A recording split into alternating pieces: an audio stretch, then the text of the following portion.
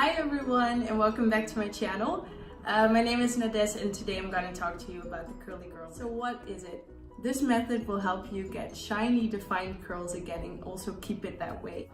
So the curly girl method was thought of by Lorraine Massey. She's what you can call the original curly girl, and the whole idea of the curly girl method is basically that you stop using sulfates, silicones and heat for your hair, pretty much anything that we actually know that's damaging, but I'm gonna tell you why today. So the thing with sulfates is the ingredients that they use in, like, let's say the typical normal shampoos are the same ingredients that can be found in laundry detergents, dishwash soap, the list goes on and on. And the idea is that it's so harsh that whenever you're using conditioner that actually has silicones, it allows it to strip it away. So it has to be harsh enough to get rid of the silicones. The thing with silicones is that it kind of makes a layer on top of your hair. It's kind of like a cast. And it takes a lot of chemicals in order to strip that down. So basically what you're doing to your hair is that you're giving it a layer and then you're stripping it down with the sulfates. So by using the silicone and then stripping it down with the sulfates over and over again, the silicone kind of gives the illusion of nice shiny hair as it promises in commercials and stuff like that, even on the bottle of the conditioner. But the thing is that it actually just gives the layer without actually nourishing your hair. So your hair still needs that moisture in order to look good. And for us curly girls, or well, actually today my hair is not doing its best, transitioning, what can you do about it?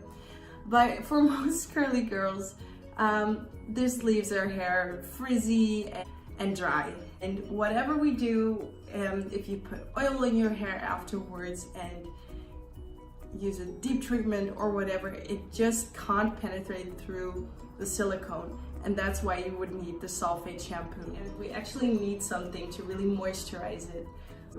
So what the curly girl method does is that it allows you to use a shampoo that is not as harsh on your hair and allows you to use a conditioner that doesn't have silicones. So basically what you do is you start off by understanding your hair. So with this I mean know your hair porosity, the density of your hair elasticity.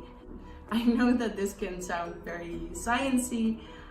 It's not all that hard, but the reason for this is once you understand your hair, you also understand what kind of products will work for you, and that way you can get the best results the fastest. So that's why with the curly girl method we're using products that are silicone, sulfate free, and that really allows the hair to get the moisture that it needs. So I mentioned a few products in my previous video. If you want to see more about products that I'm currently using, different products, I can also give a review on that, of course. But the next thing I want to talk to you about is heat and chemicals.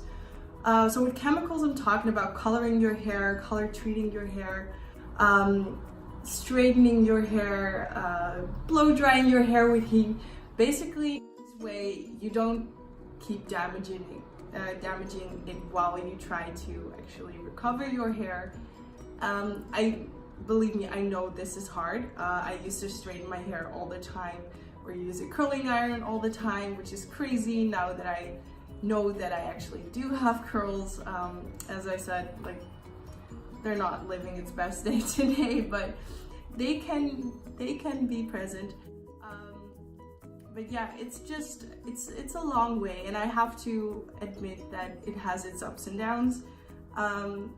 Today is a very hot day where I am, and weather is changing all the time, so yeah, my hair is also acting up, and I mean, it's part of the process, and that's also the nice thing about the curly girl method. You kind of just have to learn to go with it and appreciate what you have, appreciate what God has given you, and just work with that.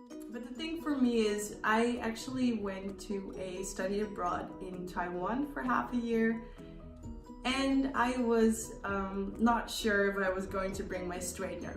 So I know this is a crazy story, but sadly it's true. Because I was straightening my hair so often, I wasn't sure if I can do without, but I didn't want to pack too much stuff as well. And basically, most of my friends were like, oh, but once you get to Taiwan, you're like, because of the humidity, your hair's gonna be curly like that. So yeah, I used to have curls when I was younger. I used to have really, really long hair, very curly, very frizzy. Me and my mom had no idea what to do with it. And yeah, at one point I just cut most of it off. I met my straightener, and we've been best friends since. So yeah, my hair has been through a lot. I've colored it a lot. If you guys are interested, I could also do a hair journey video, show you what I've done to my hair, and yeah, maybe that way you'll understand a little bit better how I got to this point. But getting back to the Taiwan story, basically I chose to not bring my straightener and just see what my hair does and see if it really could curl up again, as my friends mentioned. So I didn't bring it, and I noticed after, I think it was about a month and a half of my stay there, that I noticed that my hair wasn't really doing anything else. And I was actually kind of looking forward to seeing nice curls again, because I started this new journey. I might as well have a new look to go with it.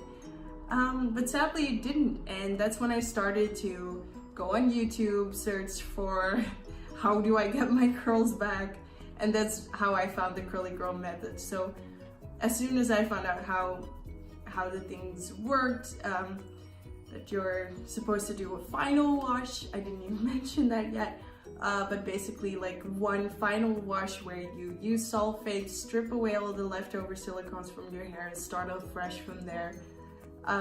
I kind of had to figure that out since I was living in Taiwan in the moment. It was quite hard to read ingredients. Not all shampoos and conditioners over there had English writing, so that was fun to do. But I figured it out, and little by little I started to work on the curly girl method, and my hair actually really did start to curl up. So that's why I wanted to sit down, tell you guys what it is, and basically to just chill and find your own way in this. There's no wrong or right. If you do really enjoy using sulfates and silicones for a while, I mean, if it works for you, of course you can. There's no rules to what you can do with your hair. Just know that when you do want to switch over every once in a while, that mixing up is not really a possibility. As I said, silicones are kind of a layer over your hair that you can only strip down with sulfates.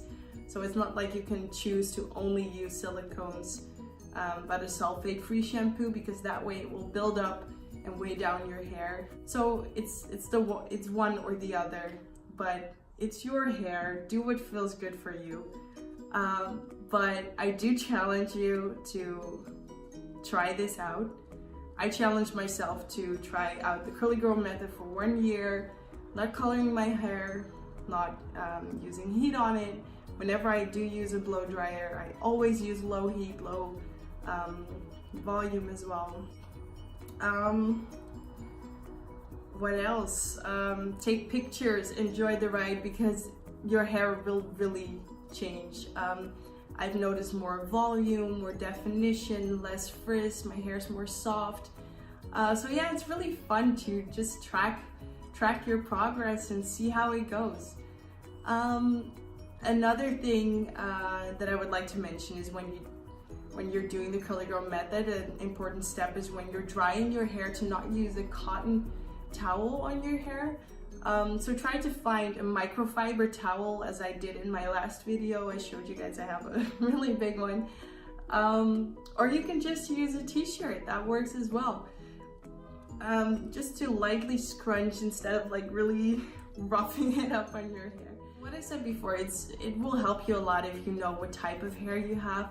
So think about porosity, elasticity, and if you have fine hair, thick hair, that will really help you to figure out what type of shampoo you'd like to use. If you would like to use a co-wash, like I did in my previous video, it's basically washing your hair with a clarifying conditioner. What type of usual conditioner you would like to use. Some girls like to use a leave-in or a hair milk or gels. There's so many types, and for each and every product there's one that does have protein or without protein. And yeah, it's good to understand what your hair needs at that time, because that way you can respond to it in the best way, and it will help you get the best results as well. So one more tip I would like to give you guys is to give yourself a deep treatment once a week. Like I did in my previous video, I used a heat cap. The warmth of the heat cap on top of the hair mask will actually allow your hair follicles to open up and really soak up all the moisture. So if you do that once a week, you'll allow your hair, whether it's damaged or not, to make sure it really gets all the moisture it needs. Believe me, if you do have damaged hair, you will see results so fast, and if you don't, it's just so good for your hair. So it's a nice pampering moment. Usually I also put on a nice face mask or something like that, so really use the time for you. Do your nails or something like that, and yeah, I really suggest you try and do that once a week. And that's basically it. So if you like this video, please give it a thumbs up, give a comment down below if you have any questions, subscribe to my channel, be a part of the community, and I will see you in my next video. Bye!